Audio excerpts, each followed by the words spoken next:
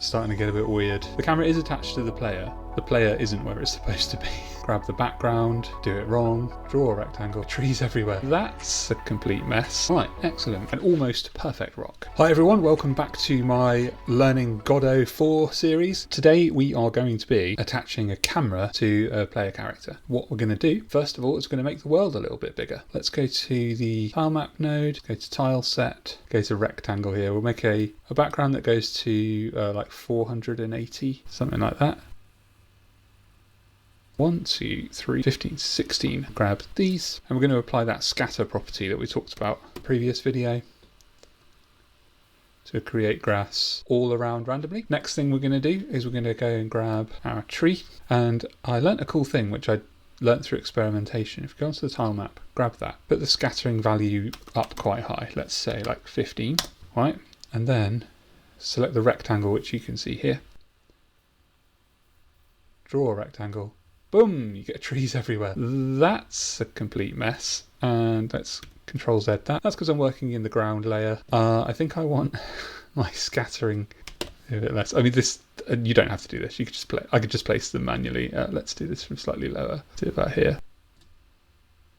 Well, it worked really well when I did it before. I think I'm going to just place some manual ones instead. So let's remove the random and we'll just pop them down. Draw some flowers. 1, 2, 3. We want those in the foliage layer.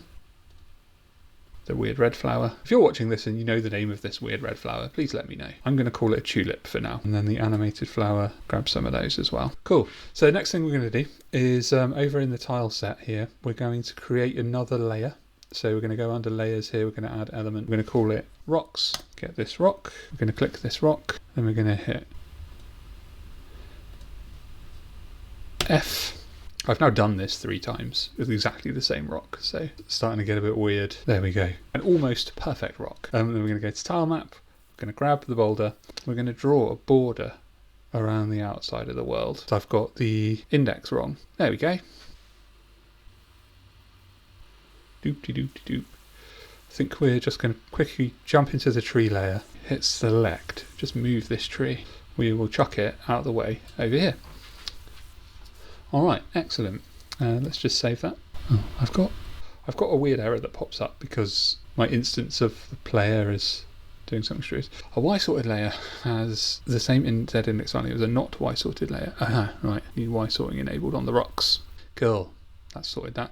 Yeah, I've got like the player, I had it running separately connected to the world, and then I deleted the collision layer and it's given me a weird error that I don't understand, but I'm sure it'll be fine. Let's just quickly play that and check that it works. Okay, so that's now running, see, but when I walk off the edge of the screen, I can't be seen.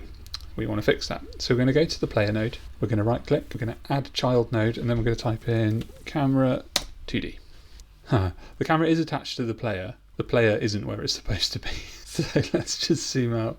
I've actually got the player outside of the camera view. Let's just connect those. So that definitely, yeah, that's matching now. And now you can see that the camera is following the player nicely. Absolutely perfect. I'm very happy with that. There are a few controls over on the side which you can muck about with. One of them is like position smoothing. If you have it enabled, it gives you the option to smooth it however much. So the default is 5.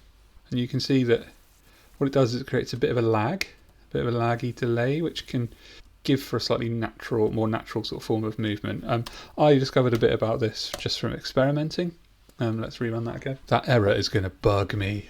I wish I knew what it was. You can see it's a little bit more, it's actually a bit more responsive.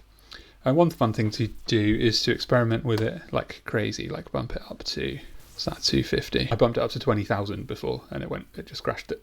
So 250 crashes the game.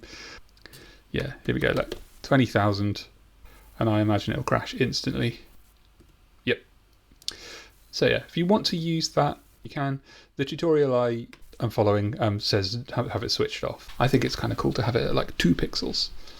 So you can kind of move a little bit. But whether that's to your liking or not, I don't know. What I'll do though, because I am following a tutorial, is I'm going to disable it. I've got enough bugs as it is. Just following dead on for the moment. Now you may notice as we approach the boundary of the game, we can see this kind of grey area out here. I don't want that. So what we're going to do is we're going to go to over here on the right, limit. Now, my game starts at 0, 0, top and left, right? But I don't know where my game finishes at the moment. So fairly certain that's 480. And then at the bottom, I know it's 16 by 16, so whatever that is, 256, I think. Go back to the limits, 480, and then I'm not sure if this is 256, so we can just do 16 times 16, boom, and it'll calculate for us. Now, with the limits imposed, the camera shouldn't go beyond the boundaries at all. See, I'm moving right to the top there. Let's maximise that. Then I go over to the corner, and then, yeah, you can see it stops just here. If we go to the bottom, there we go, and we go there. Fantastic stuff. Okay, so what have we learnt today? We have learnt how to, on our player, attach a camera and center it on the player. We've looked at imposing limits so that the camera doesn't go out of bounds.